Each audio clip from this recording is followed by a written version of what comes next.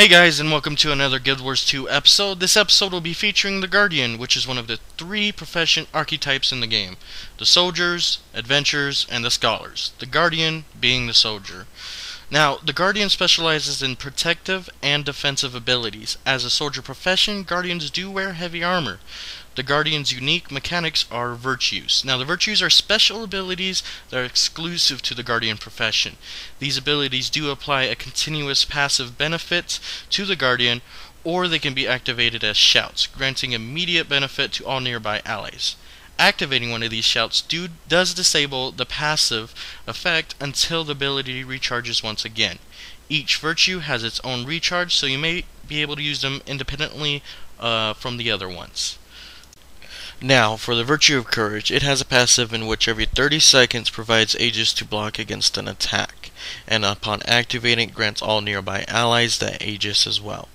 For the Virtue of Justice, its passive burns foes for every 5th attack, and when activating it, your allies' next attack also burns target to the damage as well. For the Virtue of Resolve, it gives you a passive health regeneration, and when you activate it, removes conditions and also gives your nearby allies that regeneration as well. Now, the Guardian's skills do persist of chain attacks, shouts, spirit weapons, symbols, and wards. The shouts are instant buffs to your allies or debuffs your enemies when used. Spirit weapons are weapons that you do summon out that cannot be attacked by enemies and can be commanded to inflict a powerful attack just before disappearing.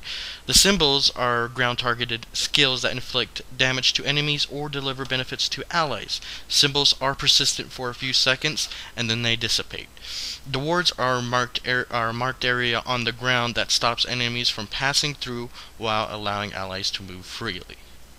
Alright, so now we're going to look at the weapons. The weapons do consist of two-handed weapons, which are the hammer, the greatsword, and the staff. The hammer does do powerful close-range AoE attacks and abilities. The greatsword grants buffs to allies and is very mobile, allowing you to jump and leap from enemy to enemy. The staff is more of CC. It does put down wards and whatnot, and does do AoE damage with supportive and defensive spells. The main hand has the mace, scepter, and sword. The mace does give off chain of mace attacks that also do heal allies as well as supportive abilities. The scepter is an offensive spellcasting weapon that binds and smites single target enemies. The sword is a melee weapon that's good offense and defensive abilities on it. The Guardian's offhand weapons does consist of the Focus, the Shield, and the Torch. The Focus provides supportive abilities for both offense and defense. The Shield is a protective offhand shield that it localizes a certain area for effective shielding. The Torch scorches enemies while cleansing allies of conditions. Its aquatic weapons, which is the Spear and the Trident, the Spear does close range damage and the Trident does long range damage.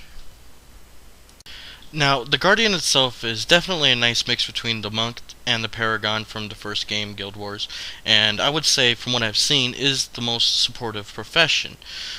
The thing I do like about the Guardian is that it does have a unique system, which are the virtues. They will be able to add a lot of personality to the player, as well as making the Guardians with the best decision making stand out from the rest. But with that said, you will be able to have very offensive attacks or skills with the Guardian, and the Guardian is a nice balance between melee and that spell casting.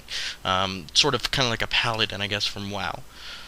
It does have a high armor rating, and its defensive skills are really useful, which will make it hard to target down, and one of the things too would probably be the last target to be focused in a PvP event, but if left up long enough, its passive skills for aiding him and his allies could make or break a match in general for PvP.